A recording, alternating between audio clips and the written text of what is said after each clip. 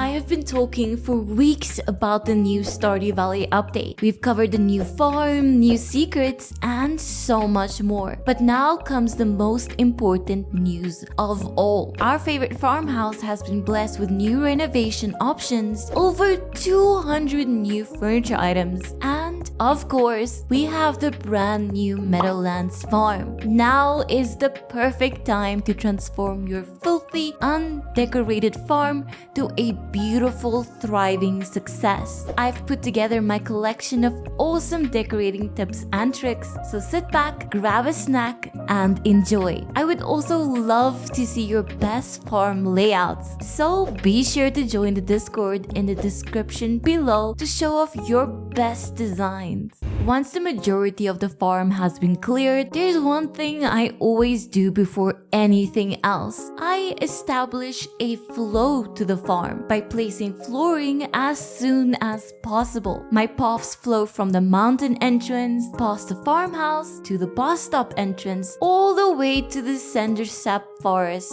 entrance at the bottom. This might seem like a weird strategy, but it's really useful when you're like me, who's very indecisive about where to place my buildings and crops. It helps to move easily through your farm when all is said and built. You can use different flooring types to spice things up and even combine them to create the funkiest roads the valley has ever seen. You could even create a main road with branching paths for more depth. I quite like this alternating design with crystal and normal wooden flooring. It looks so cute. Most flooring can be bought from Robin with a bit of well-spent pocket change. Another concept I want to touch on early is the use of symmetry and asymmetry. Symmetry makes a farm layout look very well thought out in simple ways, like spacing your crops and placing your flooring evenly. Fences can be the most fun if you know how to use them right. You can place them in many different shapes as well, which adds a welcome break from having everything structured in endless blocks. Now, adding these kinds of shapes can be kinda hard to do if you're zoomed at 100%. So if you're planning some patterns, you might want to zoom all the way out sometime. I even installed a mod to let me zoom out even further. This will help your build, and it's also nice to just admire the farm from afar sometimes. Like life, it is difficult to control everything, so be sure to sprinkle a dash of asymmetry in your design to liven it up. Now that being said, if you do want to completely plan out your farm layout from beginning to end,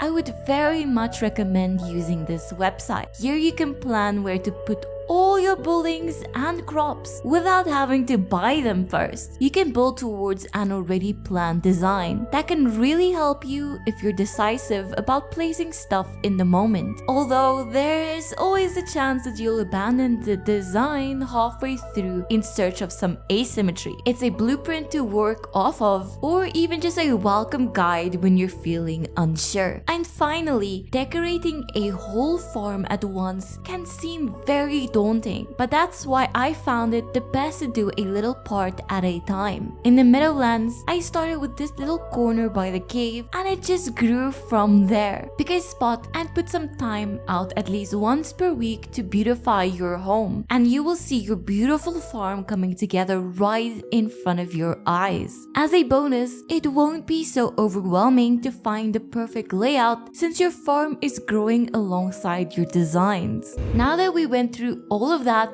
we can put it to use around our farm. Let's look at how to make the new Meadowlands Farm more cozy. Right off the bat, there ain't much space to grow crops, since the Meadowlands Farm has a whole bunch of untillable tiles. In these sections, you could place buildings like sheds with garden pots inside. I'd recommend pineapples with deluxe retaining soil, which you'll never have to water and you can collect every few days if you're looking to maximize your your profits. Untillable areas are also well suited for barns and coops. Otherwise, you could use them for a few artisanal machines like cakes, or go the opposite way and set up a thriving honey empire. The sky is the limit.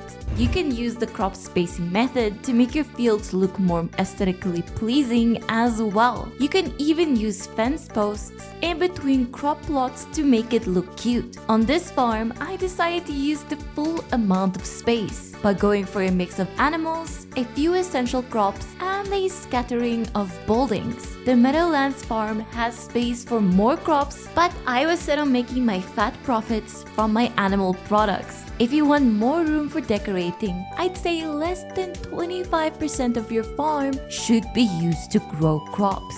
Now, with the newest update, it brought a lot more customizability in terms of moving everything exactly where you want it. You can now move the farmhouse anywhere you want and your pet bowl. What I like to move is the greenhouse here up towards Grandpa's shrine. It is pretty and it's next to this nice cute little waterfall. But now you can really just move it to wherever. For your farmhouse decoration, the 1.6 update brought us 5 new furniture catalogs. We got the retro catalog with cute little vintage pieces from a bygone era. This one has a 10% chance of showing up in the traveling cart, where it can be purchased for a bank-breaking 100,000 gold. Finish the community center or Jojo route and the traveling cart lady will start stocking the Junimo catalog. It is a variety of Junimo-based decorations, as the name would imply, and it is priced at a more reasonable 70,000 gold. My favorite new catalog is that of the wizard. This one contains a variety of niche pieces and can be found laying around the domain of our favorite platonic housemate. It costs a shocking 150,000 gold, kinda pretty expensive, but oh so worth it. The next one is completely free and has a bunch of interesting items inside. The trash catalog can naturally be found only by rummaging through trash cans. After rummaging 50 trash cans, this catalog has a 1 in 500 chance of dropping, so get digging already. And there's the JoJo catalog, which you can buy from JoJo Mart for 25,000 gold. Catalogs prove their worth once you have placed most of your buildings and flooring. Little tables and chairs around the farm make it look so much more alive. I quite like to use the little plants and tree decorations to fill up any random open spaces that present themselves, all while making the prettiest farm in the valley. Something a lot of people still don't know is that you can actually paint your farm buildings. Head over to Robin's shop to customize your building to the color you have always wanted. I am over the moon that my future foresty Junimo farm will be complemented by pretty green buildings. Now we have to start looking at how to prepare your farm's aesthetic for the nighttime. It gets really dark in the valley, but luckily the new 1.6 update added the best thing for this. Concerned Ape has given us the ability to add torches on top of your sprinklers. Just look at how much light just a few sprinkler torches